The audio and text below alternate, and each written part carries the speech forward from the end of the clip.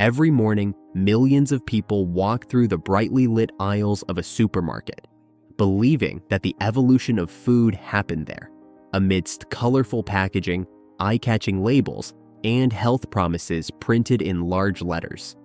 But one only needs to turn back the clock thousands of years to realize that the true history of nutrition began long before supermarket shelves, long before organized agriculture, and even before the first cities emerged. Imagine a small group of humans traversing an arid landscape after days of hiking. They had no calorie counting apps, nutritional tables, or experts advising on the best diet. Yet they had to make decisions that determined something far more important than fitness: their very survival. Each food item found represented energy, protection, and the possibility of living another day. Over countless generations, some disappeared as the environment changed. Others remained present century after century, resisting climate change, migrations, wars, agricultural revolutions, and cultural transformations. One of them continues to be consumed to this day and, curiously, is arousing increasing interest among archaeologists, anthropologists, nutritionists, and researchers of human metabolism. But this raises an intriguing question. How can a food consumed long before writing, civilization, and modern science still manage to attract the attention of the world's most advanced laboratories? Does it really possess special characteristics? Or are we simply romanticizing the past by believing that everything old was automatically healthier? The answer is far from simple. For decades, nutrition was analyzed almost exclusively by the quantity of calories, protein, fat, and carbohydrates. Today, however, science understands that the relationship between food and health involves a much more complex network. How it interacts with the gut microbiota, its natural structure, its bioactive compounds, its degree of processing, and even its evolutionary history have become part of scientific investigation. At the same time, archaeologists discovered impressive preserved remains in caves, prehistoric sites, and ancient human settlements. Stone tools, microscopic residues adhering to utensils, and fossilized seeds began to reveal surprising details about what our ancestors actually consumed. Many of the ideas we thought were correct about prehistoric diets needed to be revised. This research also reveals something curious. While thousands of products appear and disappear from store shelves every year, some foods have survived for millennia virtually intact. They survived because they met human needs, adapted to different environments, and provided a combination of nutrients capable of sustaining entire populations. This doesn't mean there is a perfect food. It also doesn't mean that a single ingredient is capable of preventing disease or transforming anyone's health. Science itself is cautious when making this type of claim. What this shows, with increasing evidence, is that understanding why certain foods have remained around for so long can reveal important lessons about our own biology. Perhaps the secret was never about seeking novelty, but about understanding what has withstood the most rigorous test of all, time. Throughout this investigation, we will journey through the origins of human food, follow fascinating archaeological discoveries, understand how this food helped entire populations survive, discover what really happens when it reaches our bodies, and separate proven facts from myths that have emerged over the last few decades. Because in the end, the question isn't just about which was the oldest food consumed by humanity. The real issue is something else. What made it remain relevant for thousands of years, while so many others have disappeared from our history? The answer begins long before modern science. It begins where virtually all of human food history started, in the struggle for survival. Long before farms, markets, or written recipes existed, the planet was a vast laboratory of adaptation. Human survival depended on the ability to observe nature, identify opportunities, and learn, often through trial and error, which foods could provide energy without putting life at risk. It was in this context that a group of foods began to play a silent but extraordinary role: ancient grains and seeds. Today, when we think of cereals, we commonly imagine processed products, sugary breakfasts, or colorful packages on supermarket shelves. But the story began completely differently. Tens of thousands of years ago, our ancestors roamed landscapes where wild plants produced tiny, extremely nutritious seeds. They were inconspicuous. They weren't the size of the cultivated varieties today. They were difficult to harvest and even more laborious to prepare. Even so, they offered something valuable. They could be stored for long periods. This feature changed everything. While fruits ripened quickly and meat depended on successful hunting, dried seeds could remain available for weeks or months. In times of scarcity, they made the difference between surviving and facing starvation. For a long time, it was believed that humans only began consuming these foods after the advent of agriculture. But archaeological discoveries in recent years tell a different story. Researchers have found microscopic traces of grains preserved in stone tools more than 30,000 years old. In different regions of Africa, the Middle East, and Europe, evidence shows that hunter-gatherer populations were already collecting, grinding, and cooking seeds long before the emergence of the first crops. This has profoundly changed how we understand our own evolution. Agriculture did not create the consumption of these foods. It refined a relationship that had already existed for thousands of years.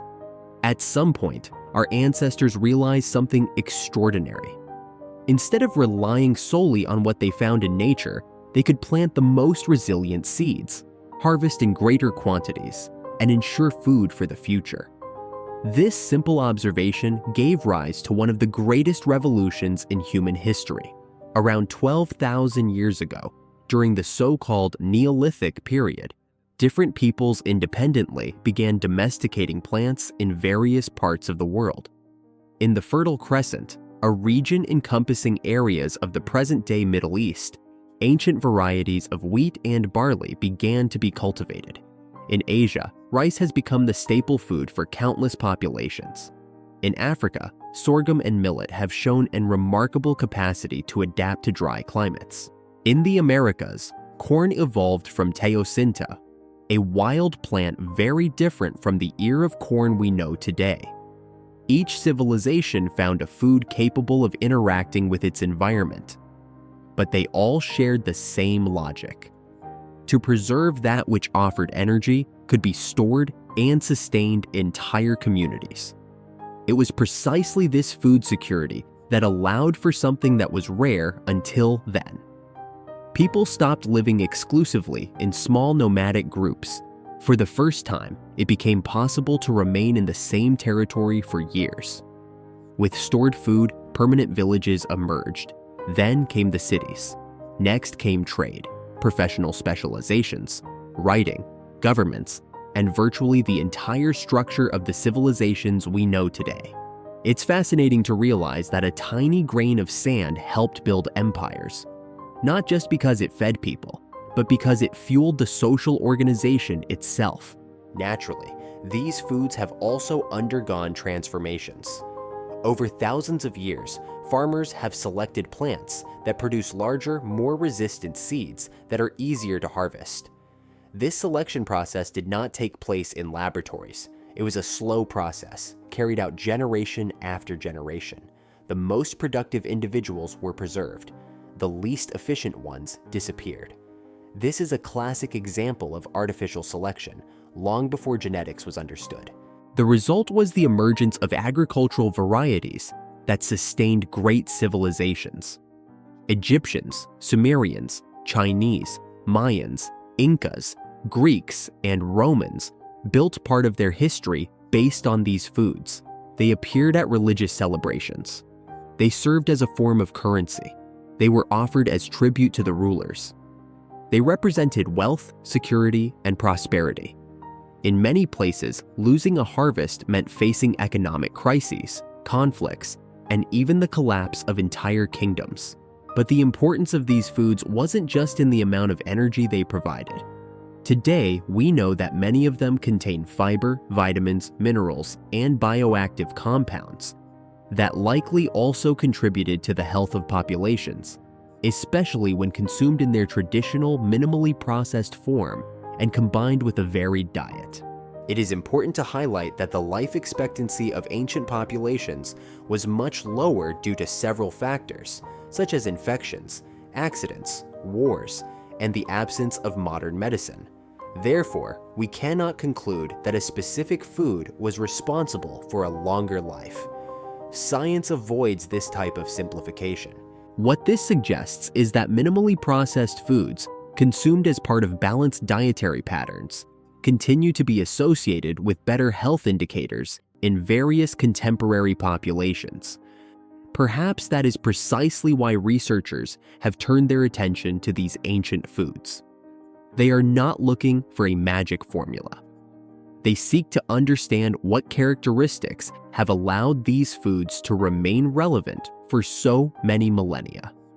Because surviving the passage of time is a rare thing, to survive while virtually all of the human food supply was changing is even more impressive. And it is precisely here that the investigation becomes even more interesting. If this food has endured for thousands of years with virtually no loss of importance, why do so many people today see it as just another common food item? And does the modern way of consuming it still preserve what made it one of the cornerstones of human history? These questions lead us to the next chapter, where we will discover that often the problem lies not in the ancestral food itself, but in the way we have learned to perceive it. If someone were to place a handful of freshly harvested whole grains on a table, and next to it, a box of ultra-processed breakfast cereal, few people would imagine that both may have started from the same raw material. At first glance, they seem to belong to completely different worlds. One has the simple appearance of a food that has been passed down through generations. The other represents convenience, standardized flavor, and industrial technology. Yet, both share a common origin. This is precisely where one of the biggest misunderstandings about modern nutrition arises. When we hear that a certain food is bad or good, we rarely ask in what form it is being consumed. Science has shown that this question may be more important than it seems. Throughout history, our ancestors didn't just consume isolated nutrients. They ingested whole foods, with their structure virtually preserved. The fiber remained around the grains, the vitamins were naturally distributed, and the bioactive compounds were part of that complex whole that nature took thousands of years to build. Today, much of our diet follows a different path.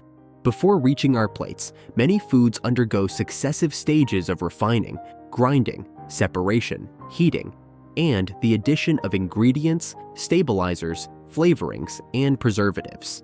In many cases, only a portion of the original raw material remains. It's like taking apart an extremely sophisticated watch to salvage only a few parts. The components still exist, but the way the system works changes completely. This idea began to gain traction in recent decades, when researchers realized that two foods with similar amounts of carbohydrates, proteins, or fats can elicit very different responses in the body depending on their physical structure. It's not just a matter of composition, it's also a matter of architecture. Imagine a walnut. It contains fat, fiber, protein, vitamins, and minerals organized in a natural structure. During chewing and digestion, the body needs to break down this structure gradually to access its nutrients. Now imagine those same components separated, refined, and rearranged into a highly processed product. The nutrients may even be present, but the speed at which they are absorbed, the feeling of satiety, and the metabolic response can be quite different. This concept helps explain why ancient foods often spark scientific interest. They preserve a characteristic that industrialization often modifies: the food matrix. This term may sound technical, but its meaning is simple. The food matrix is the way in which all the components of a food remain naturally organized. When this structure is maintained, fiber slows down digestion, proteins interact with other compounds, and various micronutrients work together. In many cases, the result is a more gradual digestion and a different metabolic response than that observed in highly refined versions. This does not mean that all processed food is harmful. It also doesn't mean that any ancestral food is automatically healthy. There is a huge difference between processing and ultra-processing. Cooking, freezing, drying, fermenting, or grinding food are processing methods used for thousands of years that often increase food safety or make it easier to consume. The challenge arises when the original food is no longer the main focus. Ultra-processed products often combine refined ingredients, large amounts of added sugars, modified fats, sodium, and additives, formulated to enhance flavor, texture, and shelf life. The result can be extremely convenient and palatable, but very different from what our ancestors consumed. It is important to emphasize that no single food determines a person's health. The quality of nutrition depends on the overall dietary pattern, as well as factors such as physical activity, sleep, genetics, access to healthcare, and living conditions. Even so, studies conducted in different countries have observed a consistent association between dietary patterns rich in minimally processed foods and better health indicators. Similarly, diets with a high proportion of ultra-processed foods have been associated with a greater risk of various chronic diseases. These studies show important relationships, although they do not always allow for establishing a direct cause and effect relationship. Another silent change occurred in the rhythm of eating itself. For much of human history, eating required time. It was necessary to harvest, clean, prepare, cook, and share. Today, in just a few minutes, it's possible to consume hundreds of calories without practically interrupting your routine. This speed alters not only behavior, but also how we perceive hunger and satiety. The brain takes some time to receive the signals sent by the digestive system indicating that enough food has been ingested. When the meal is very quick and consists of highly palatable products, it is easier to consume more energy than necessary before these signals are fully perceived. This phenomenon helps explain why many traditional foods continue to arouse interest among researchers. They typically require more chewing, have a higher fiber content, and promote slower digestion, characteristics that can contribute to a greater feeling of fullness within a balanced diet. But perhaps the greatest lesson left by ancestral foods lies not only in their composition, it lies in the relationship that our ancestors built with food. Foods weren't chosen because they were trendy, not because they promised quick results. They were valued because they had demonstrated, generation after generation, that they were capable of supporting entire communities. Today, we live surrounded by an unprecedented supply of food. We have never had so much variety, so much technology, and so much ease of access. Paradoxically, it has never been so difficult to distinguish what truly represents nutritional quality amidst so many marketing messages and fleeting trends. That is precisely why scientists have returned to investigating foods that have withstood the test of time. Not to advocate a return to the past, but to understand which principles still make sense in the present. And when this research reaches modern laboratories, using techniques capable of analyzing molecules, gut microbiota, metabolism, and immune response, some discoveries begin to connect ancestral knowledge with contemporary science. It is at this point that the story ceases to be merely archaeology and begins to reveal what really happens inside the human body when we consume these foods. And some of these discoveries are more surprising than many imagine. For a long time, nutritional science sought answers by looking at each nutrient separately. If a food was rich in protein, it was believed that its main value lay there. If it contained many vitamins, those vitamins were what explained its benefits. This approach brought important advances, but also revealed its limitations. Today, Researchers know that the human body does not respond to isolated nutrients in the same way it responds to complete foods. The interaction between fiber, protein, fat, vitamins, minerals, and hundreds of bioactive compounds creates effects that can hardly be reproduced by simply adding up their components. It was precisely this change in perspective that rekindled interest in ancestral foods. When scientists analyze whole grains, legumes, seeds, and other foods consumed for thousands of years, they find much more than just carbohydrates or proteins. They discover a structure rich in dietary fiber, minerals such as magnesium, iron, and zinc, B vitamins, natural antioxidants, and various substances produced by the plants themselves for their protection.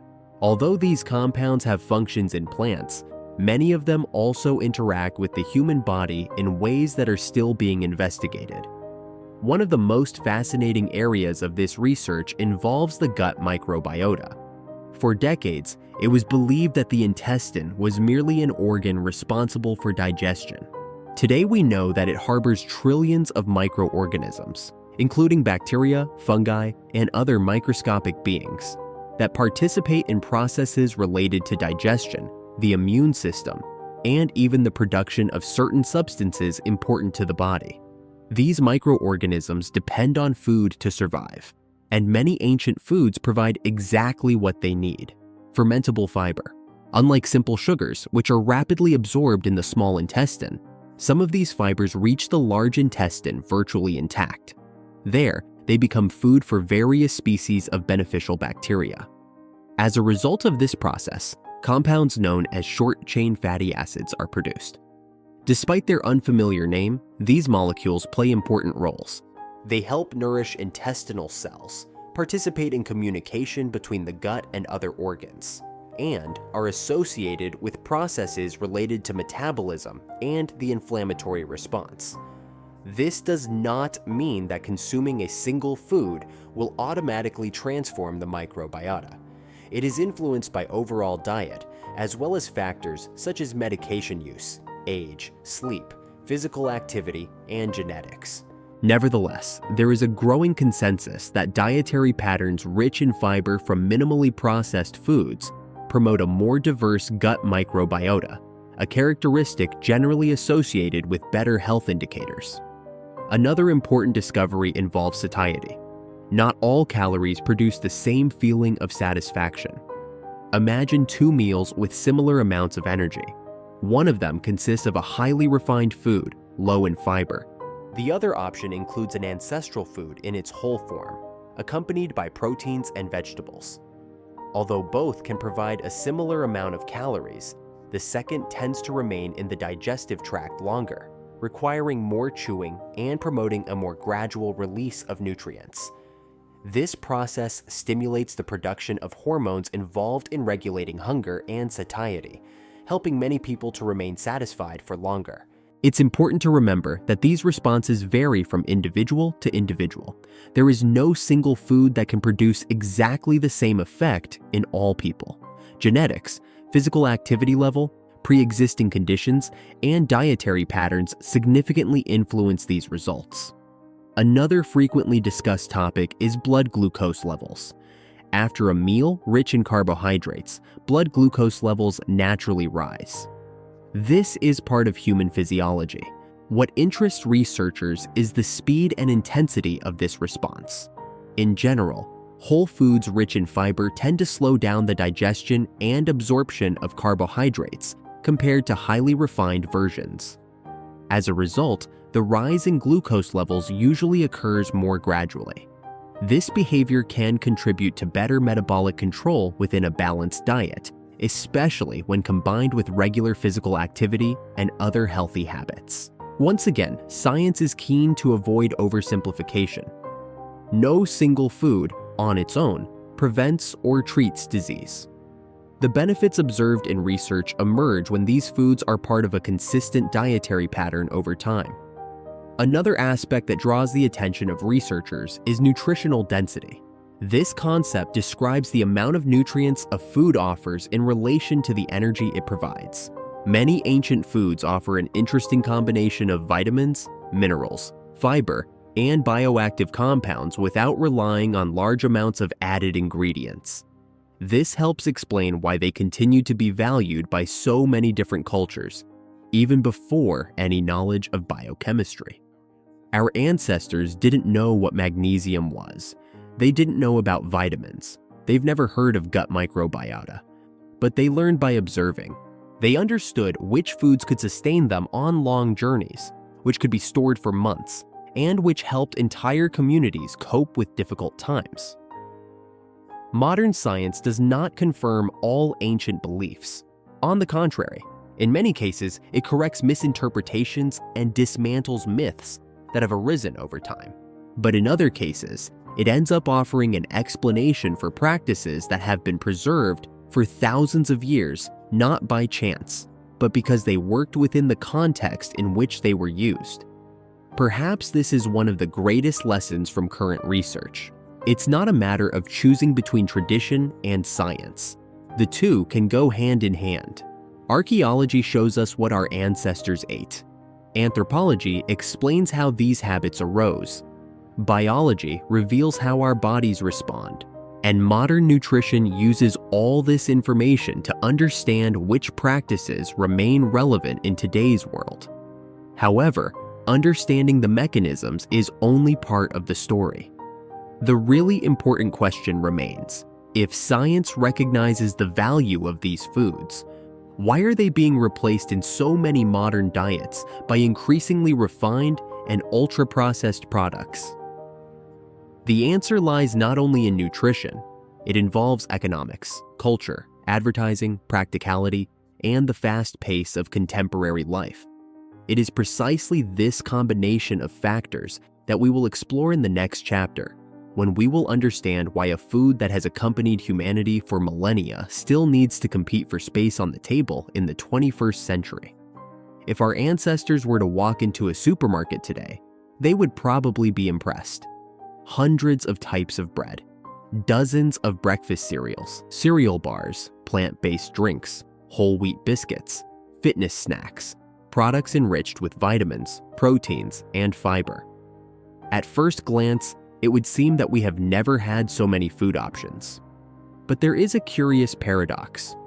Although variety has increased extraordinarily, many of the foods that sustained humanity for thousands of years occupy an increasingly smaller space in the daily diet.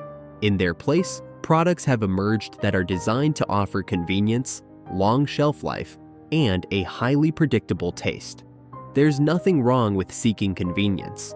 The problem arises when convenience completely replaces minimally processed foods that, historically, have been part of balanced dietary patterns. Modern life explains a large part of this change. Our ancestors organized part of their day around obtaining and preparing food. Today, the logic often works the other way around. Meals need to adapt to the rhythm of the schedule. It's common to have breakfast in a few minutes, lunch in front of a screen, and dinner after an exhausting day. In this context, ready-made or nearly instant preparation products become understandable choices. The food industry responded precisely to this need. Thanks to technological advancements, it has been possible to improve food safety, reduce waste, and facilitate access to a variety of products. These advancements have had significant positive impacts, especially in regions where food preservation was a major challenge. At the same time, however, part of the market began developing products formulated to be extremely convenient and highly palatable. Carefully planned combinations of sugar, fat, salt, and flavorings make many of these foods difficult to resist. This does not mean that they are addictive for everyone, nor that they should be completely eliminated from the diet. But it helps to understand why we often end up consuming these products more frequently than traditional foods. Another important factor is perception. For decades, we have learned to assess the quality of food almost exclusively from the information on the label. Rich in fiber, source of protein, zero sugar, integral. These claims may be true. However, on their own, they don't tell the whole story. A product can contain added fiber and still be highly processed. It may be enriched with vitamins without preserving the natural structure of the original food. It may feature a healthy ingredient in a small quantity, while the majority of the formulation is composed of refined components. That's why many experts suggest looking beyond the advertising and considering food as a whole. This approach does not mean distrusting all innovation. This means understanding that nutritional quality depends on a set of factors: ingredients, degree of processing, dietary context, and frequency of consumption. Another point that is often overlooked is diversity. Our ancestors did not depend on a single food source to survive. They consumed different plants, fruits, seeds, roots, and, when available, foods of animal origin. Variety was part of their adaptation strategy. Today, this diversity continues to be one of the most valued principles in nutritional science. A diet composed of various minimally processed foods tends to provide a wider range of nutrients and bioactive compounds than a dietary pattern based on a few products consumed repeatedly every day. It is precisely in this scenario that ancestral foods are regaining prominence. Not because they're a fad, not because they represent a miracle solution, but because they offer characteristics that remain relevant: fiber, good nutritional density, culinary versatility, and a long history of consumption in different cultures. This can be observed in various parts of the world. The Mediterranean diet emphasizes whole grains, legumes, olive oil, fruits, and vegetables. In many regions of Asia, rice, soy, and other traditional foods remain the basis of meals. In Latin America, beans, corn, cassava, and other ancestral foods continue to play an important role when prepared in traditional ways.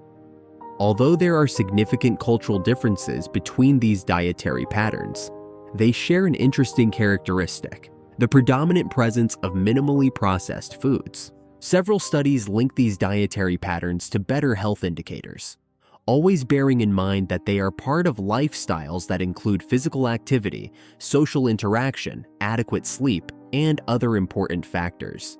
Therefore, it doesn't make sense to attribute all the benefits to a single ingredient. Food functions like an orchestra. Each food contributes a part to the composition. When a single instrument tries to take the place of all the others, harmony disappears. This is perhaps the main difference between how our ancestors ate and many modern approaches. Today, we often seek out the superfood of the moment. Yesterday, it was an ingredient. Today is different. Tomorrow, a new trend will probably emerge. Meanwhile, some foods have remained around for thousands of years, silently, without needing advertising campaigns to justify their existence. They remain there because they are part of dietary patterns that have been passed down through generations. Modern science does not recommend that we abandon all processed foods, nor that we try to exactly replicate the diet of prehistoric peoples. That would be impossible and would disregard important advances in food security, agriculture, and nutritional knowledge. What she's suggesting is something much simpler. Whenever possible, prioritize foods whose natural structure remains preserved. Vary your choices. Cook more when your routine allows. And understand that health does not depend on a single product, but on the sum of habits maintained over the years. This is perhaps the greatest legacy left by ancestral foods. They remind us that some solutions haven't survived the test of time by chance. They survived because they were efficient within a biological context that, despite all the cultural and technological transformations, remains essentially human.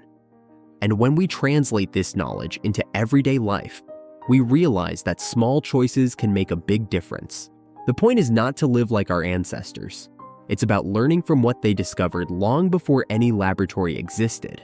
In the next and final chapter, we will bring all these pieces together to transform this long journey through history, archaeology, and science into practical guidelines that can be applied in everyday life, always with balance, common sense, and based on the best available evidence. At the start of this investigation, We go back thousands of years in time to follow a small group of humans in search of food. In that setting, every choice could mean the difference between surviving and succumbing to the hardships imposed by nature. Today, our reality is completely different. The challenge is no longer finding food. It became a matter of choosing from thousands of options available every day.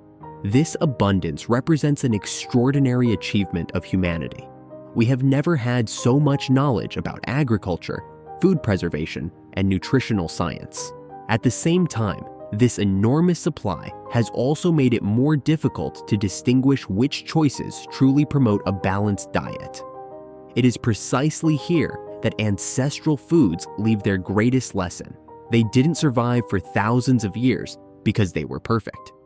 They also did not remain prevalent in different cultures because they promised cures or quick results. They have endured through generations because they were able to provide energy, nutrients, and food security within the conditions available at each time. Modern science does not invite us to return to the past. She invites us to look at the past with new eyes. When researchers study these foods, they are not looking for miracle cures. They are looking for principles that remain valid even in a world completely different from the one lived by our ancestors. And some of these principles can be applied in a simple way.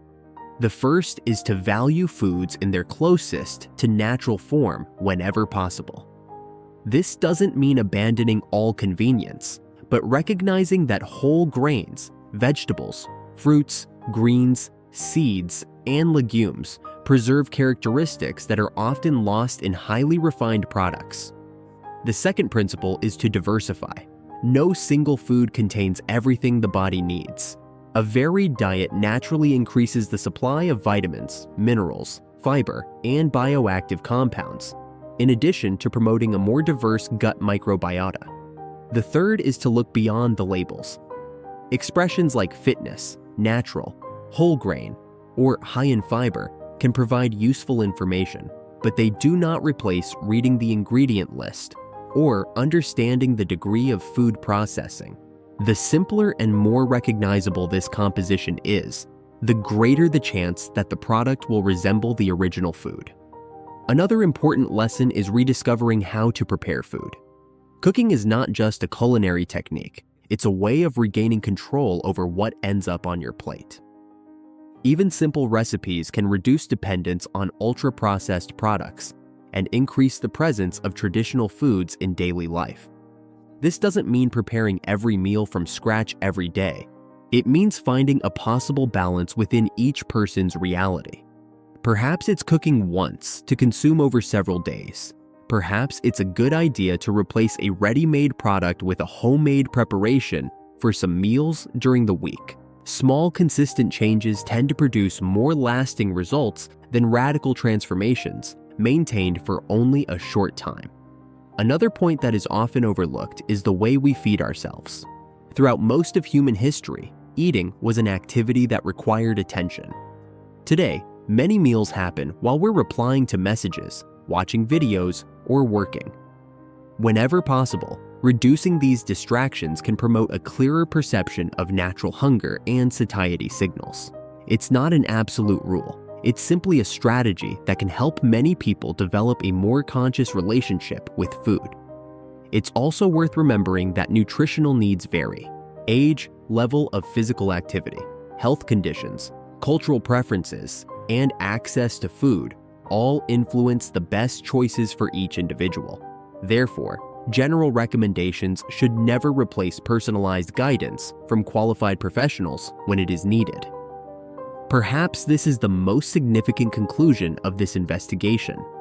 The history of human nutrition is not a dispute between past and present. We don't have to choose between tradition and technology. Neither science nor culture. We can take advantage of the best of each. Archaeology shows us where we came from. Anthropology explains how our habits were formed. Biology reveals how our bodies function. And the science of nutrition brings all these pieces together to guide more informed decisions. Ancient foods continue to spark interest not because they are magical, but because they help answer a fundamental question. What characteristics have allowed certain foods to remain relevant for tens of thousands of years? The answer isn't a secret ingredient. It's part of the set, in simplicity, in diversity, low level of processing, in adapting to the environment, and most importantly, in understanding that health never depends on a single food, but on the dietary pattern built up throughout life. Perhaps that is why the greatest discovery of this journey did not happen in a modern laboratory or at an archaeological dig.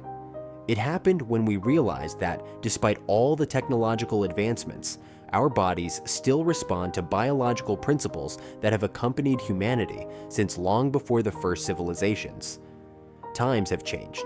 Customs have changed. The way food is produced has changed.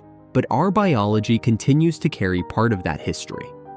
And understanding this connection may be one of the most important steps towards making more conscious food choices. If this documentary gave you a new perspective on food, tell us in the comments. What ancestral food is still part of your routine? Is there a family tradition that has been passed down through generations and is still present at the table? Your experience can enrich the conversation and inspire others. If you enjoyed this investigation, please like and share this video with anyone who also believes that understanding history is one of the best ways to understand the present. And if you're not already part of our community, subscribe to the channel. With each new documentary, we explore scientific discoveries, historical curiosities, and evidence that helps separate myths from facts about food and health. In the next episode, we'll investigate another fascinating question. Could some of the foods considered modern have existed in very different forms long before our civilization? Until then, remember, the best choices rarely come from the most eye-catching promises. They usually emerge when knowledge, science, and common sense work together.